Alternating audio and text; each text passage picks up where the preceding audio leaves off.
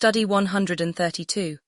David Hockney London Memorial 2027, Critical Analysis of Legacy's Speculative Velocity, from the Objects of Affection collection, on Ceremonial Energy, the Custodian's Contract, and What a Funeral of Two Reveals About a Memorial of Thousands. The David Hockney Public Memorial announced for London in spring 2027 is the most consequential piece of ceremonial infrastructure the art world will build this decade.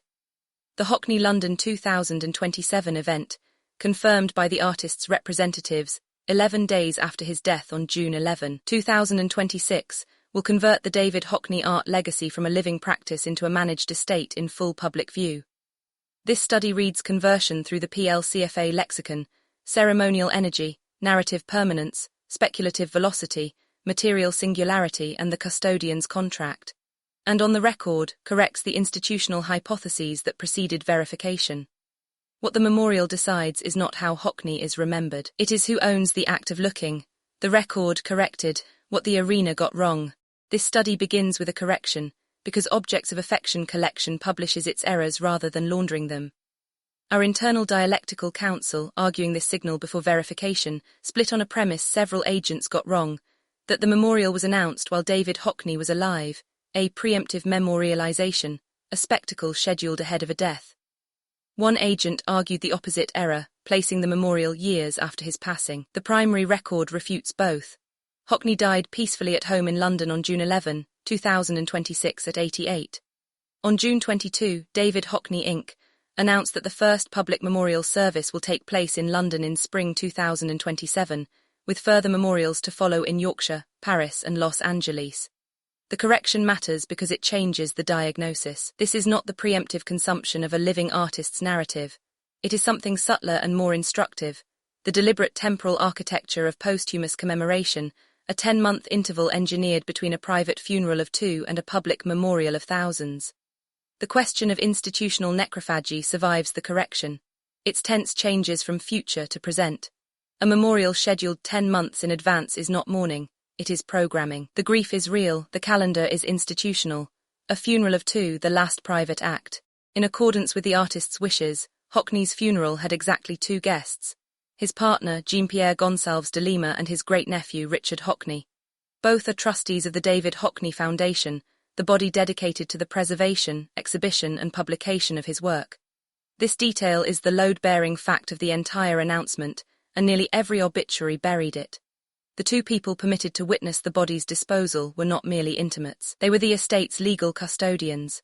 The funeral of two was simultaneously the smallest possible act of grief and the first official act of the posthumous art market's counterparty. Read through the burden of preservation, this is not cynicism, it is structure. An artist who spent 6 decades insisting on the primacy of looking chose, at the end, to be unseen. The refusal of spectacle at the grave transfers all of the withheld aura to the deferred public right. The cultural significance of David Hockney's passing was not diminished by the private funeral. It was banked. 2 mourners buried the man. 4 cities will bury the market's version of him. The 10-month interval, engineering ceremonial energy. Ceremonial energy in the OAC lexicon is the convertible cultural charge released when an object or a biography passes through ritual. The announcement's most sophisticated feature is its use of time. 11 days after death, the announcement. 10 months later, the London service. Then Yorkshire, Paris, Los Angeles, a sequence, not an event. This is the same logic by which a spectacle is serialized. Each service reopens the news cycle, reprices attention, and re-anchors the semantic burden of the oeuvre while auction calendars breathe between them. Guy Debord taught that the spectacle is not a collection of images, but a social relation mediated by images. Walter Benjamin taught that the aura withers under reproduction. A distributed year-spanning memorial program is the institutional answer to both. It manufactures scarce, unreproducible ritual moments, aura on a schedule, and it does so through the one currency that requires no consent from its subject. Whether that conversion is performed for the work or upon the work is precisely what the aura transaction framework exists to test. There is also a risk management reading, and fairness requires it. Estates that rush the public right, the memorial within the month, the tribute exhibition within the quarter, surrender the narrative to whoever moves fastest, usually the salesrooms. A 10-month interval gives the David Hockney Foundation time to do the unglamorous custodial work first, securing the archive, freezing the catalogue raisonné perimeter, sequencing loans, and deciding what the estate will not do before announcing what it will. On this reading, the interval is not a market instrument but a firebreak. The two readings are not mutually exclusive, and that is the point. The same temporal architecture serves stewardship and speculation simultaneously, and only the estate's subsequent conduct will reveal which master the calendar was built for. Ceremonial energy is the only currency that can be minted from a death without the consent of the dead. 4 cities, the geography of a legacy. London for the state and the institutions. Yorkshire for the origin story. Bradford the Wolds, the boy who drew. Paris for the late Normandy years and the European market. Los Angeles for the pools, the light and the American collectors. The 4-city itinerary is a map of Hockney's biography, but it is also, without a single coordinate changed, a map of his market. Every memorial city is an auction city or feeds one. Understanding David Hockney's historical placement now requires holding both readings at once, the geography of a life and the distribution network of its afterlife. This is where civic memory and market logistics become indistinguishable by design. A living memorial program distributed across 4 cities does for a legacy what a traveling retrospective does for a consignment pipeline. It validates locally, everywhere the work will later sell. None of this requires bad faith from the David Hockney Foundation. It requires only that the infrastructure of remembrance and the infrastructure of post-mortem financialization share every physical node, which they now do. The market that refused to spike. The speculative accelerationist position in our arena predicted immediate velocity, a posthumous premium, a rush to consign, an art market feeding before the body was cold. The record is more interesting. Within 48 hours of the death, private market inquiries for Hockney editions reportedly surged by an order of magnitude, but the first major auction test told a different story. On June 26, 2026, Phillips London sold the only one with waves, 1991, for £2, 42 million inside its estimate. Collectors held to established values rather than chasing a posthumous premium. Art market speculation after an artist's death is real, but it is not reflexive. It waits for narrative consolidation before it prices. That is exactly why the memorial matters to the posthumous value of David Hockney artworks. The record price, $90, $3 million at Christie's in 2018 for portrait of an artist pool with 2 figures. Then the auction record for a living artist was set by a market pricing a living hand. Any David Hockney art market analysis 2027 will be conducted in the shadow of the London service. The memorial is the narrative consolidation the market is waiting for. The restraint of June 2026 is not the absence of speculative velocity. It is its coiling. Structurally, the Hockney market is 2 markets wearing one name. The editions market, the prints, the iPad drawings issued in multiples, is the liquidity layer where the 48-hour inquiry surge actually occurred. It prices sentiment in near real time because its objects are comparable and plentiful. The unique works, the pool paintings, the double portraits, the Yorkshire panoramas, are the narrative layer, where value moves only when the story moves. A memorial program touches the second market, not the first. That is why the spring 2027 service matters more to the top of the market than any obituary did. Obituaries close a biography, but ceremonies reopen a valuation. The sequence from Yorkshire to Paris to Los Angeles will function, whatever its intent, as a year-long comparables event for the narrative layer. The absent posthumous premium is not restraint. It is a market waiting to see who controls the narrative before it prices it. The foundation as custodian, estate management in public. The David Hockney estate management future now runs through a foundation whose trustees were the only 2 witnesses at the grave. Under the custodian's contract, OAC's framework for the ethical obligations that attach to holding culturally significant objects, this concentration is double-edged. Concentrated custody can protect object permanence.